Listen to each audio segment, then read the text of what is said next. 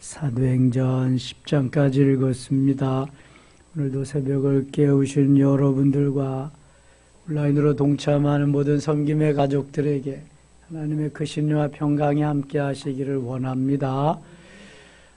그렇게 예수 그리스도를 박해하던 이 사울이 고꾸라지며 변화되어서 하나님의 도구로 쓰임받는 아주 너무 멋있는 장면이 오늘 사도행전 9장에 나옵니다. 이미 사도행전 7장에서 스데반이 돌에 맞아 죽어가면서 그 얼굴이 천사의 얼굴과 같고 환히 빛나는 모습을 보면서 사울이라고 하는 이 청년의 마음은 이미 좀 변화되기 시작했습니다. 성령께서 만져주기 시작했고요. 다메섹 도상에서 오늘도 예수 믿는 사람 핍박하고 잡아들이기 위해서 가다가 초자연적인 예수 그리스도의 그 성령의 능력에 사로잡히게 됩니다. 초자연적으로 하나님의 음성을, 주의 그리스도의 음성을 듣게 됩니다. 이 사도 바울의 그러한 사울의 바울되는 그러한 그 은혜의 시간이죠. 바울의 터닝 포인트를 이루는 귀한 장이 9장입니다.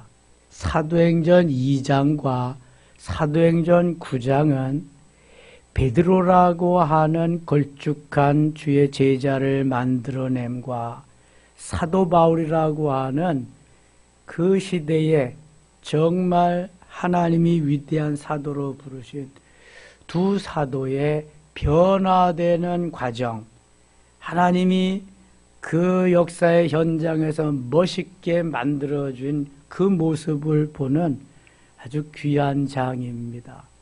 사도행전 2장과 9장이 없었다면은 아마 사도행전에 그 전체의 이끌어 가심이 아마 이렇게 다이나믹하지는 못했을 것입니다.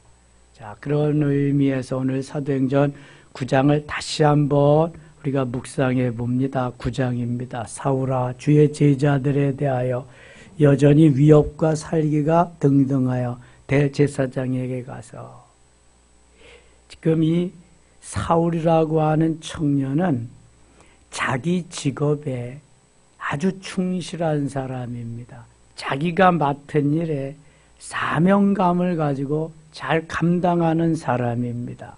2절, 다메섹 여러 회당에 가져갈 공문을 청하니 이는 만일 그 도를 따르는 사람을 만나면 남녀를 막론하고 결박하여 예루살렘으로 잡아오려 함이라. 예수님을 따른다, 그 말씀을 따른다, 이런 무리들이, 이런 사람들은 무조건 잡아다가 예루살렘으로 잡아온다. 감옥에도 가두고 때로 말을 안 들으면 죽이기도 한다. 이게 바로 사탄의 세력들이죠. 사탄의 괴계는 언제 어느 때든지 있는데 성령 충만해서 주의 일을 하려고 하면 그때부터 더 악랄하게 나타난다는 것입니다. 3절 같이 읽겠습니다. 3절, 사울이 길을 가다가 다메섹에 가까이 이르더니 호련히 하늘로부터 빛이 그를 둘러 비추는지라. 다메섹에 가까워. 다메섹은 오늘날 시리아의 수도 다마스커스입니다.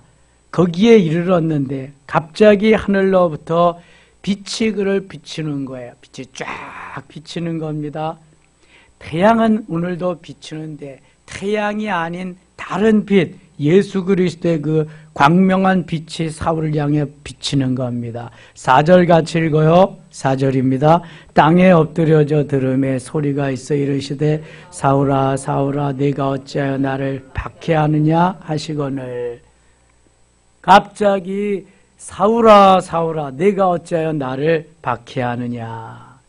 사실 사울은 예수 그리스도가 누군지 알지도 못해요. 알지도 못하는데 박해할 이유가 없지요. 단지 누구를 사울이 박해했어요? 예수 믿는 사람들, 하나님의 자녀들, 그리스도인들을 핍박했어요. 박해했어요. 그러나 주님은 주님의 자녀들, 하나님의 자녀들이 고생하고 고통당하고 핍박을 당하는 것을 자기 자신이, 예수님 자신이 핍박을 받고 박해를 받는 것으로 똑같이 생각한단 말입니다. 왜 그래요? 우리는 주님의, 하나님의 자녀, 주님의 자녀고 주님의 몸에 붙어있는 뭐예요? 지체이기 때문에 그래요. 여러분 보세요. 손과 발이 아프면, 찔리면, 다치면 어디까지 다 아파요? 몸이 다 아프잖아, 몸이. 이 몸은 주님의 몸이에요. 이 몸은 뭐라 그랬어요? 교회. 머리는 예수 그리스도. 지체는 우리. 그러니까 예수님이 아프다고 하는 것은 이 몸이, 머리가 아프다는 것은 예수님의 몸이 아프다는 거고, 몸이 아프다는 건 지체가 아프다는 거야. 지금 지체가, 예수 믿는 사람들이, 하나님의 자녀들이 아프다는 것은 주님의 같이 붙어있는 몸이 아프고 머리 대신 그리스도가 아프다는 거예요. 여러분 이것을 꼭 잊으시면 안 돼. 내가 고통당하고 내가 아파할 때 주님은 얼마나 힘들어하시고 아파하시고 고통당하시는가. 우리는 주님과 하나이기 때문에 그런 거예요. 주님의 몸된 교회에 붙어있는 지체이기 때문에 주님이 오늘도 이렇게 끔찍히 우리를 사랑하시는 거예요. 사울아 사울아 내가 어찌하여 나를 박해하느냐. 전에 성경은 핍박하느냐. 그랬더니 뭐라고 5절 보세요. 대답하되 주여 누구시니까. 이르시되 나는 내가 박해하는 예수라. 나는 내가 핍박하는 예수라. 생전 처음 난데없이 이렇게 초자연적인 음성을 듣는 겁니다. 대답하되 주여 누구시니까. 이르시되 나는 내가 박해하는 예수라. 오늘 기도할 때 우리도 이런 주님의 음성을 들으실 수 있기를 축원합니다. 근데 이건 초자연적인 음성이고 대개의 주님의 음성은 내면적인 영적으로 들려주셔요. 우리에게. 이런 건 일생에 한두 번 있을까 말까 한 거. 있을 수도 있고 없을 수도 있고. 어디에서 알 수 있느냐 하면은요. 한번 보세요. 너는 일어나 시내로 들어가라. 내가 행한 것을 다 내게 이를 자가 있느니라. 7절 같이 읽을게요. 같이 가던 사람들은 소리만 듣고 아무도 보지 못하여 말을 못하고 서 있더라. 이게 같이 가던 사람들은 소리만 듣고 아무도 보지 못했다. 그러니까 한 줄기의 빛은 저 사울이라고 하는 청년만 딱 받은 거고, 소리는 같이 들었어요. 같이 가던 사람들이 일행이 같이 들었어요. 사울아 사울아 내가 어찌하여 나를 핍박하느냐. 소리는 들었는데 아무도 본 사람이 없습니다. 영이시기 때문에 볼 수가 없지요. 그래서 주님이 부르심에 사울이 지금 여기 주여 니시오니까 하고 대답을 한 거예요. 같이 가던 사람들은 소리만 듣고 아무도 보지 못하여 말을 못하고 서 있더라. 8절입니다. 사울이 땅에서 일어나 눈은 떴으나 아무것도 보지 못하고 사람의 손에 끌려 다메섹으로 들어가서 사흘 동안 보지 못하고 먹지도 마시지도 아니하니. 눈은 떴는데 보지 못해요. 이런 사람을 뭐라 그래요? 눈뜬 장님이다. 눈은 떴는데 보지 못하잖아요. 어떤 때는 맹인이 소경이요 눈은 이렇게 뜨고 있는데 보지 못하는데 그 눈이 좀 이상하더라고요. 이렇게 눈동자가 없고. 이런 사람을 눈뜬 장님이라고 그래요. 눈은 떴는데 보지 못해. 누가 보지 못하게 해요? 하나님께, 성령께서 보지 못하게 하시는 거예요. 이게 성령의 역사다. 내가 지금까지 살아온 내 삶이 이제는 내가 좌지우지하고 내가 너를 붙잡아서 사용하겠다고 하는 주님의 의지가 강력하게 담긴 것입니다. 그래서 눈은 떠 있지만 볼 수가 없는 거예요. 뿐만 아니라 먹지도 마시지도 못하는 상태에 이르게 되었습니다. 이건 사울이 지금까지 경험해 보지 못한 그러한 난생 처음 겪는 일입니다. 여러분 영적인 일이 난생 처음 겪는 일이죠. 우리가 언제 경험했나요? 그 방학동에 있을 때에 그러한 일이 제가 그 홈페이지에 올리고 주부에도 올리니 이런 경험 난생 처음이에요. 그냥 보수적인 교단에서 신앙생활하던 한 권사님, 그때 엘리트로 약사로 잘 이렇게 살아오시던 분이 방학동에 있을 때 거기 이사 와가지고 우리 교회 새벽 기도에 나오기 시작했어요. 그때 지하에 조그마한 데 있던 때인데 근데 그냥 우리 교회가 오면은 새벽 기도 끝나고 방언으로 여기저기서 기도하고 난리가 나거든요. 자기 교회 전도사님한테 가서 이런 교회가 있는데 내가 새벽 기도에 가는데 제대로 된 교회냐고. 그러니까 거기 이단이라고 가지 말라. 방언한다고 이단이라고 가지 말라. 근데 자기가 아무리 생각해봐도 이단 같지가 않아. 그래서 계속 나왔는데 하루는 같이 기도하는 가운데 성령 체험을 한 거예요. 막 방언을 하고 그냥 너무 신난 거예요. 집에 가서 돌아가서 시간이 좀 있어서 자려고 해도 잠이 안 오고 일을 하려고 해도 손에 잡히지도 않고 이게 그냥 어쩔 수가 없는 거야. 너무 그냥 가슴이 뛰고 흥분이 되고 난생 처음 경험을 했으니까. 저는 그때까지 이제 기도하고 있었는데 앞에서 기도 다 끝나고 내려가니까 그 권사님이 일어나서 나오는 거예요. 집에 갔다 다시 오신 거야. 제가 권사님이시죠? 그래서 한 번도 대화를 해본 적이 없으니까 새벽 기도하고 먼저 가고 나는 늦게까지 기도하니까 그렇대. 그래서 오시라고 목양실에 모시고 들어가서 얘기를 하는데요. 자기의 지금까지 얘기를 다 하는 거예요. 그리고 이런 경험 난생 처음이라고. 우리 교회는 은사의 은자, 방언의 방자도 얘기 못한다고. 근데 성령께서 역사하셔서 오늘 이렇게 됐다. 여러분 이게 난생 처음 하는 경험이요. 여러분도 난생 처음 하는 경험이 있었죠? 성령이 역사하고 성령이 이끌어 주시면은요, 난생 처음 하는 성령의 경험이 너무 많아. 무궁무진해, 이거는. 엄청나게. 그래서 그동안 내가 소홀히 여기고 경홀히 여겼던 거 다 내려놓고 사모하면은요, 성령이 역사하면 이거 보세요. 호련히 빛이 비추지 않나? 그냥 말씀이 들려오지 않나? 엄청난 역사가 막 무한되니까 성령의 역사는 무한되니까. 사울이 이러한 엄청난 난생 처음의 역사를 경험합니다. 10절 갑니다. 10절. 그때에 다메섹에 아나니아라 하는 제자가 있더니, 여러분 제자가 꼭 12제자만 제자가 아니라 직계 제자는 12제자지만 나머지 또 제자로 주님이 이렇게 삼아주신 사람들이 있는데, 여기 아나니아라는 사람도 거기에 속하고, 사도 바울도 직계 제자예요? 아니에요? 아니죠. 사도 바울은 예수님 계실 때 예수님 알지도 못했어요. 지금은 한참 지난 후란 말이에요. 부활하신 성령께서, 예수님께서, 부활하신 예수님께서 만나고 후에 사도가 된, 사도라고 불려지는 그러한 제자지요. 사도라고 하는 말은 아포스톨로스라고 하는 보내심을 받은 자다. 주께 보내심을 받은, 주의 일을 담당하기 위해서 보내심을 받은 자가 사도예요. 이게 사도 바울.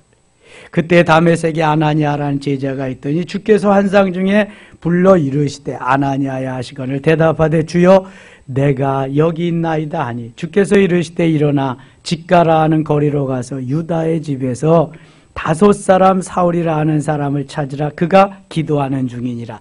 다소는 사울의 고향입니다.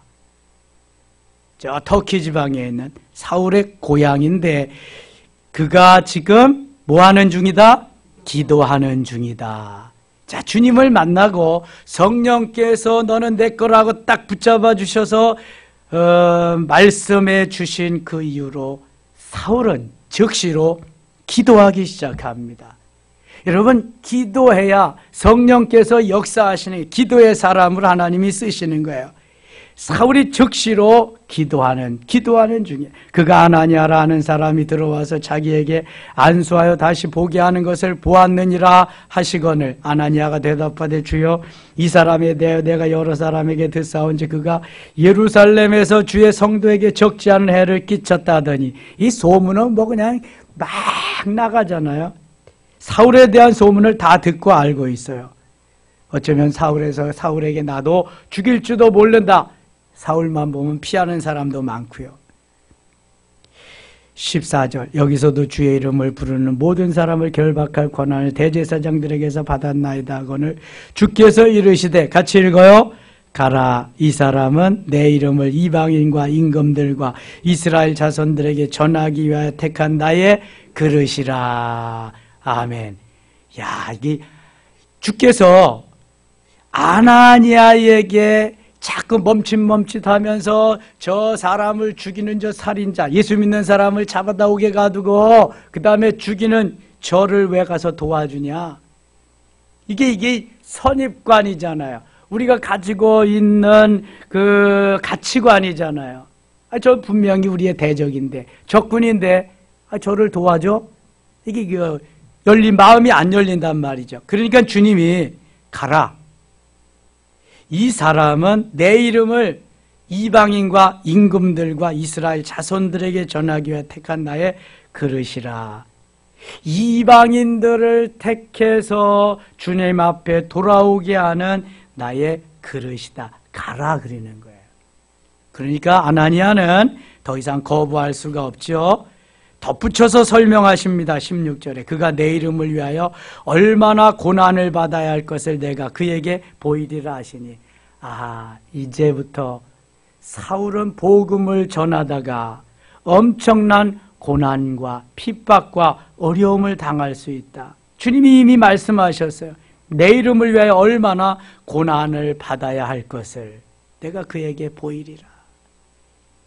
예수 믿는 길은요, 늘 말씀드리지만 좋은 일만 있지 않아요. 사탄이 가만두질 않아요. 그래서 항상 예수 믿는 사람들은요, 포기해야 되고요, 손해봐야 되고요, 내려놓아야 되고요, 그냥 주님의 인도하심 속에서 순종하는 삶을 살아야 돼요.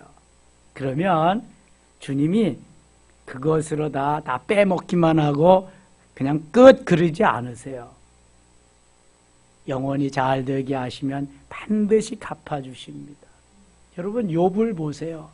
다 망한 것 같고 다 없어진 것 같은데 갑절로 영원히 잘 만들어 갑절로 채워주시는 거 보세요. 늘 마가복음 10장 29절 30절 얘기하지만 그렇게 포기하고 희생하고 죽게 드렸더니 100배로 주님이 채워주시잖아요. 그러나 고난도 겸하여 받으리라. 하나님의 말씀은요, 하나도 땅에 떨어짐이 없습니다. 주를 위해서, 복음을 위해서, 하나님의 영광을 위해서 멋지게 하나님이 쓰시고요, 그 쓰신 만큼 하나님이 또 그냥 거기에 상급을 주십니다. 엄청나게. 그래서 이 아나니아를 통해서 사울을 다시 바울 되도록 하는 데에 큰 도움을 주게 하십니다. 어디든지 하나님의 사람이 있어요. 하나님의 사람. 우리가 교회를 건축할 때 참 난관이 많았습니다. 그럴 때마다 벽에 부딪히죠. 기도하는 수밖에 없어요. 기도하고 이제 가면은 반드시 어려움 중에 하나님의 사람이 기다리고 있어요. 목사님, 제가 도와드릴게요. 저도 예수 믿습니다. 저도 교회 집사합니다. 그냥 벽에 부딪히고 그렇게 어려움이 있을 때 하나님의 사람을 준비해 놓으세요. 그래서 기도 없이는 못하는 거예요. 다 장벽이 막히고 벽이 막히고 그냥 어떠한 돌파구도 찾을 수 없을 그때 어떻게 했어요? 똥줄 타지요, 그냥 여러분, 그거 경험해 보지 않은 사람은 몰라요. 그런데 그때 하나님의 사람 예비해 놓으시고 다 하나 풀리게 하시며 또 한 곱이 넘게 하시고 그래서 가는 거예요, 여러분. 그래서 교회 하나 짓다 보면 바싹 늙어가는 거예요. 뭐 조그만 집 하나 짓는데도 어려운데요. 뭐. 하나님의 사람을 만드는 데는 그럼 주님이 얼마나 정성을 들이시고 얼마나 어렵겠어요. 사울 한 사람 만드는데도 이렇게 주님의 정성이 여러 사람이 동원이 돼요. 후에 또 바나바가 동원이 됩니다. 17절 갑니다. 17절. 아나니아가 떠나 그 집에 들어가서 그에게 안수하여 형제 사울아 주건대가 오는 길에서 나타나셨던 예수께서 나를 보내어 너로 다시 보게 하시고 성령으로 충만하게 하신다 하니 주께 받은 바 그 말씀을 지금 사울에게 그대로 전하는 거예요. 18절 같이 읽을게요. 즉시 사울의 눈에서 비늘 같은 것이 벗어져 다시 보게 된지라 일어나 세례를 받고 그 시대는요, 초대교회는요, 나 예수 믿겠습니다 하면 즉시 세례를 주는 거예요. 지금도 선교지에서 선교지 뭐 아프간이나 뭐 이러한 중동 지역, 무슬림 지역에서는 예수 믿겠습니다 고백만 하면은 즉시 세례를 주는 거예요. 언제 뭐 격식 차리고 공부시키고 문답하고 이럴 새가 없어요. 나 예수 믿겠습니다. 그 무슬림 지역에는 예수 믿으면 무조건 처형이거든요. 무조건 감옥이 아니면 목배임을 당하는 거거든요. 그러니까 예수 믿는다고 하면 그 자리에서 세례를 주는 거예요. 선교사들이. 여기서 즉시 아나니아가 사울에게 세례를 줍니다. 사울의 눈에서 비늘 같은 것이 벗겨져 다시 보게 된지라. 여기 비늘 같은 것이 벗겨졌다는 것은 육신의 눈만 보는 것이 아니라 영적인 눈이 뜨여졌다고 하는 것도 동시에 말씀하는 거예요. 그러니까 사울은 예수 믿고 구원받고 아나니아가 가서 안수해 주는 동시에 육신의 눈도 열리고 영안이 열렸어요. 즉시로 동시다발적인 영적인 역사가 막 일어나는데 또 보세요. 19절 음식을 먹음에 강건하여지니라. 사울이 다메섹에 있는 제자들과 함께 며칠 있을 때 20절 같이 읽어요. 즉시로 각 회당에서 예수가 하나님의 아들이심을 전파하니. 자, 이게 즉시로가 중요해요. 즉시로. 쇠뿔도 어떻게 했다? 단번에 빼라. 소뿔도 단번에 빼라는 거예요.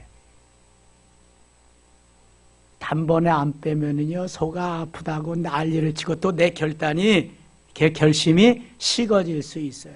그래서 주님 앞에 기도하면서 주님이 우리에게 결단한 마음을 주시고 하고자 하는 마음이 내 마음에 왔다 하면 아멘하고 즉시로 실행에 옮겨야죠. 그렇지 못하면은 자꾸 변질됩니다. 그리고 사탄이 못하게 합니다. 그래서 주님이 내 마음에 말씀하셨다. 내 마음에 생각을 주셨다.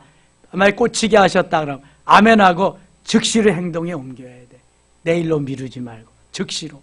보세요. 여기 바울이 즉시로 이런 거 안 써놔도 되는데 써놨잖아요. 즉시로. 이거 성령이 기록하게 하셔서 즉시로 각 회당에서 예수가 누구예요? 하나님의 아들이심을 전파하니. 전에는 예수가 하나님의 아들이심을 전파하는 사람 어떻게 한 사람이야? 사울이 어떻게 한 사람이야? 잡아다 옥에 가두고 죽이고 그랬던 앞잡이란 말이야. 앞잡이. 근데 이제는 자기가 예수가 하나님의 아들입니다. 주 예수를 믿으세요. 그래야 여러분들이 천국에 갈 수 있습니다. 예수 믿고 천국, 예수 믿지 않으면 지옥, 예수 전당 불신지옥. 완전 바뀌어졌죠. 여러분 이렇게 바뀌어질 수가 있어요. 성령이 임하면 완전히 바뀌어지는 거예요. 그냥 새 사람 되는 거죠. 하나님의 손에 붙잡힌 바 된 사람, 마귀의 손에 붙잡혔다가 하나님의 손에 붙잡히니까 완전히 바뀌는 거죠. 이거는 180도 달라지는 거예요. 360도는 달라지는 거다 아니다. 그건 제자리 오는 거예요. 180도 달라져야 돼. 완전히 180도. 사울이 180도 달라졌어. 21절 보세요. 듣는 사람이 다 놀라 말하되 놀라지 않겠어요? 까무러치는 거지. 놀라서 이게 완전히 바뀌어졌으니까 180도. 이 사람이 예루살렘에서 이 이름을 부르는 사람을 멸하려 하던 자가 아니냐? 여기 온 것도 그들을 결박하여 대제사장들에게 끌어가고자 함이 아니냐? 믿을 수가 없는 거죠. 아, 저거는 미끼다, 미끼. 예수 믿으라고 하고 잡아가려고 하는 거다. 이렇게밖에 믿어줄 수가 없는 거예요, 지금. 22절 같이 읽어요. 22절. 사울은 힘을 더 얻어 예수를 그리스도라 증언하여 다메섹에 사는 유대인들을 당혹하게 하니라. 예수를 그리스도, 그리스도는 기름 부음 받은 자다, 이런 말이에요. 헬라어고요. 히브리어는 메시아라는 말이에요. 예수는 그리스도다. 기름 부음 받은 자는 구약에 제사장과 선지자가, 그 다음에 왕, 세 직분은 기름 부음을 받아야 돼요. 예수 그리스도는 세 직분을 동시에 가지고 이 땅에 오신 분이에요. 왕으로, 제사장으로, 선지자로. 제사장, 선지자, 왕으로. 그래서 예수는 그리스도라, 이렇게 말하는 거예요. 23절. 여러 날이 지나며 유대인들이 사울 죽이기를 공모하더니 이제는 간파했어요. 저놈이 변신했구나. 저놈이 배반했구나. 그래서 이제는 유대인들이 사울 죽이기를 공모하고 따라다니. 그 계계가 사울에게 알려지니라. 그들이 그를 죽이려고 밤낮으로 성문까지 지키거늘. 그러니까 성령과 사탄은 함께 할 수가 없는 거예요. 일이 잘 되고 예수를 따르라고, 예수님을 따르려고 하면은 사탄이요 가만두지 않습니다. 그래서 핍박이 오는 거예요. 그래서 박해가 오는 거예요. 예수 믿으면 그래서 이렇게 어려움이 오는 거예요. 이걸 이겨야 돼. 이걸 이기지 못하면 그만 도로라미탑을, 죄송해요, 다시 돌아가는 거야. 이게 이 코로나 시절에 돌아간 사람이 많습니다. 엄청 많습니다. 여러분 열심히 기도하세요. 안 나오던 분들 나오도록. 근데 얼마나 나오나 한번 우리 지켜봅시다. 기도는 열심히 해야 돼.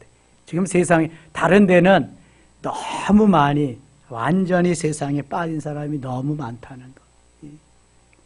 너무 좋죠. 뭐 그냥 스마트폰 들어가서 한번 예배 드려도 되고 안 드려도 되고, 누가 모르는 사람도 없고 오락하라는 사람도 없고, 세상 편하지 뭐. 조금 있으면 예수님 다 팔아먹습니다. 마귀하고 함께 사는 거예요, 이제.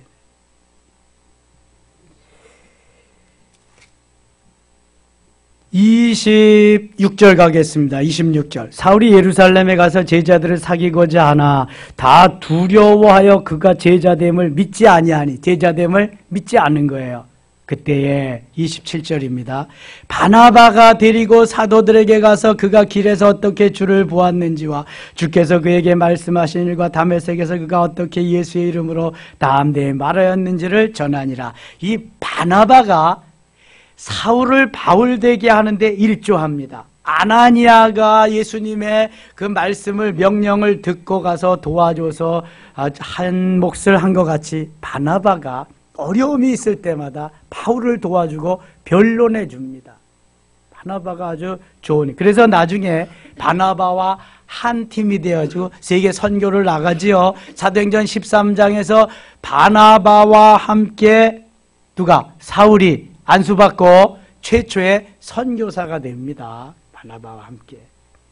31절입니다. 31절. 그리하여 온 유대와 갈릴리의 사마리아 교회가 평안하여 든든히 서가고 주를 경외함과 성령의 위로로 진행하여 수가 더 많아지니라. 수가 더 예수 믿는 사람이 많아. 그때 베드로가 사방으로 두루다니다가 루다에 사는 성도들에게도 내려갔더니, 여기는 지금 베드로의 지역이에요. 베드로의 에리아예요.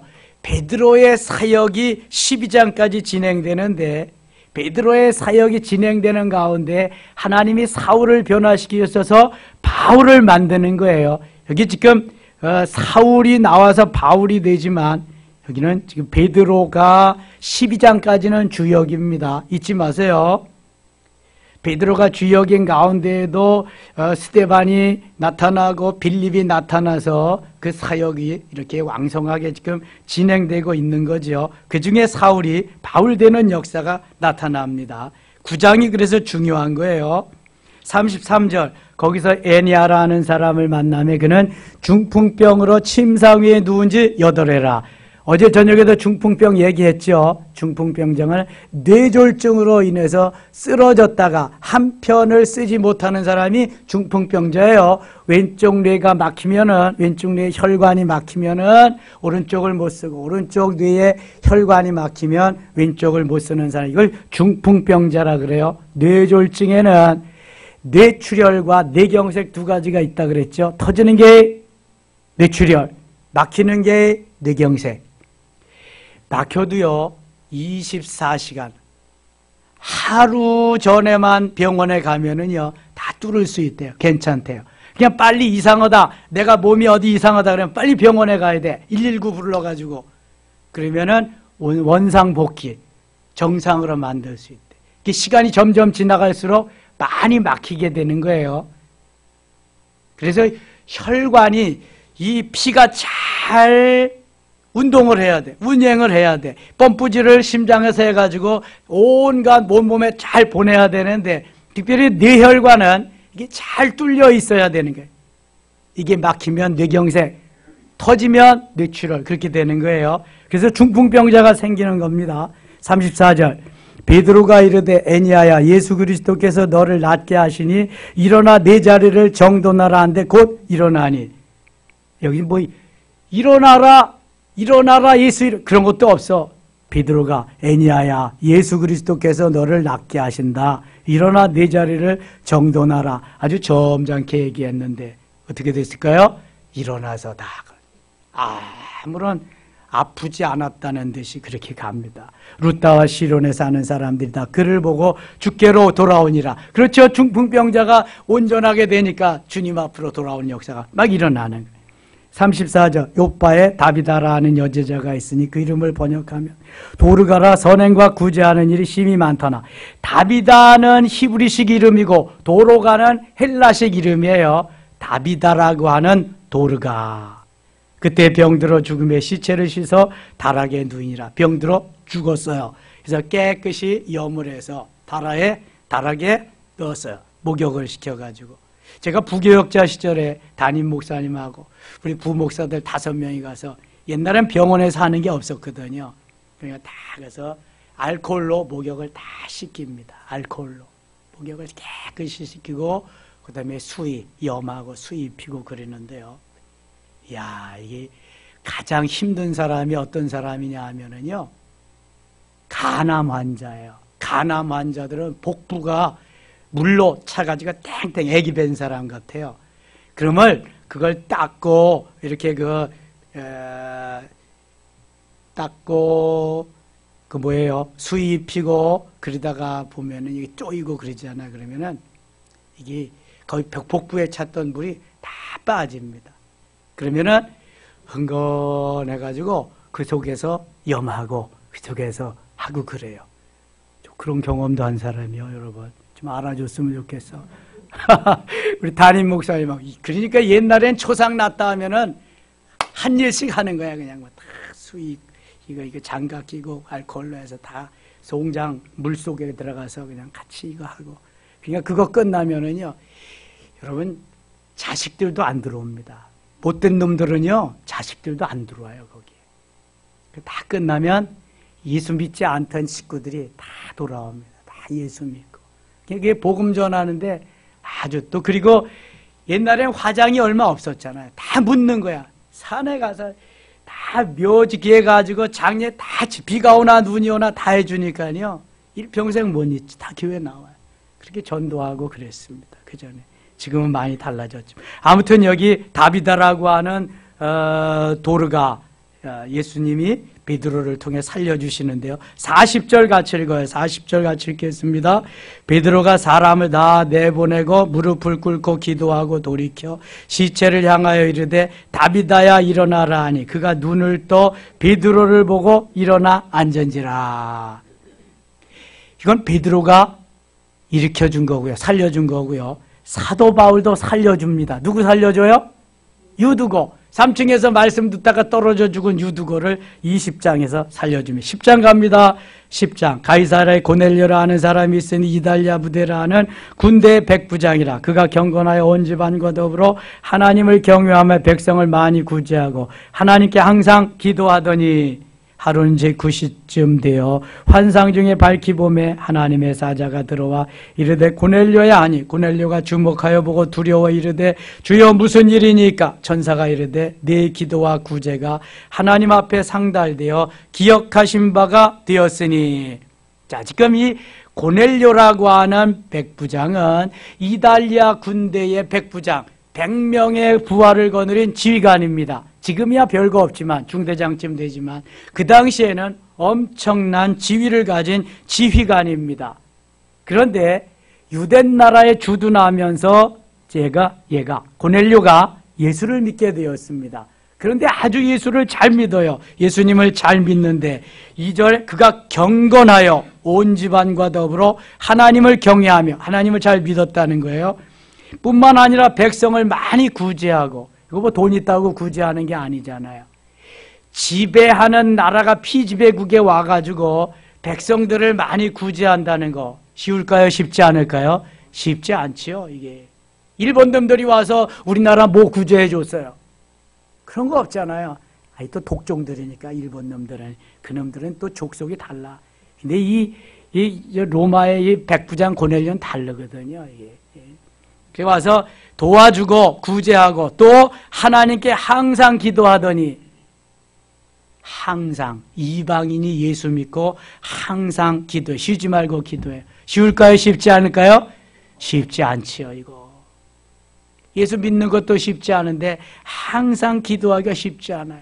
그러니까 하나님이 고넬료에게 은혜를 주시는 거예요. 은혜를 주셔. 제9시쯤 환상 중에 주님을 보는 겁니다. 내 기도와 구제가 하나님 앞에 상달되어 기억하신 바가 되었다. 오늘도 기도할 때 하나님 앞에 우리의 기도가 상달되고 주님의 음성이 들려올 수 있기를 축원합니다. 놀라운 역사가. 왜 이방인이 개종해서 예수 믿게 되는 것을 이 상황에 알려주냐? 베드로는 이방인은 구원받으면 안 되는 줄 알았어요. 유대인만 구원받고 유대인만 하나님 앞에 가면 되는 줄 알았다고요. 그런데 이방인이 예수 믿고 구원받는 걸 보여줘. 그와 동시에 베드로에게 저 기도하는 중에 하늘에서 막 먹지 못하는, 레위기 11장에서 금지해 놓은 먹지 못하는 짐승들이 막 내려오는 거예요. 줄을 타고 막 내려와. 주님이 먹어라 아, 못 먹습니다. 왜 못 먹냐? 아, 이거 먹지 말라 그런 거지. 불결한 거잖아요. 내가 먹으라 그랬는데 네가 왜 불결해 하느냐? 먹어라. 그러니까 이방인도 예수 믿고 구원받을 수 있다는 것을 내가 불결한 짐승도 정하게 했으니 먹으라고 하는 그것으로 상쇄시키면서 너는 이제 이방인이 구원받는 것을 이상하게 생각하지 마라. 이방인의 구원자로, 이방인을 구원할 메신저로 내가 사울을 변화시켜서 바울을 만들었다. 이거 지금 보여주는 거예요. 그래서 먹지 못하던 걸 먹게 하고 이게 사도 바울에 가서 아주 구체적으로 전개가 되잖아요. 로마서 14장에 가면은 사도 바울이 그래서 먹지 못하던 것도 다 먹고 제사 드렸던 음식도 무엇으로 먹으면 괜찮다? 믿음으로 먹으면 괜찮다. 거리끼지 않고. 그래서 완전히 바꿔놓습니다. 이방인을 전파하는데. 그래서 이게 필요한 거예요. 사도 바울을 구원시키고 베드로를 통해서 이방인도 주께로 돌아오는 걸, 이방인에게 가서 사도 바울이 복음을 전해서 돌아오게 한다. 그 일환으로 불결한 짐승이 이제 정결한 짐승으로 말해 주었으니까 먹어도 된다는 것을 베드로에게 가르쳐 줍니다. 자, 하나만 읽고 마칠게요. 23절 가겠습니다. 24절. 이튿날 가이사랴에 들어가니 고넬료가 그의 친척과 가까운 친구들을 모아 기다리더니 마침 베드로가 들어올 때 고넬료가 맞아 발 앞에 엎드려 절하니, 베드로를 향해서 엎드려 절하는 거예요. 베드로가 일으켜 이르되 일어나라, 나도 사람이라 하고, 일으켜서 나도 똑같은 사람이다. 나는 별난 사람이 아니다. 엘리야도 우리와 성정이 같은 사람이로되. 엘리야가 엘리야 교를 만들 수도 있고요. 여기 베드로가 베드로 교도 만들 수 있거든요. 근데 똑같은 사람이다. 일어나라. 참 겸손한 거죠. 바로 이런 것을 우리에게 보여주시는 거지요.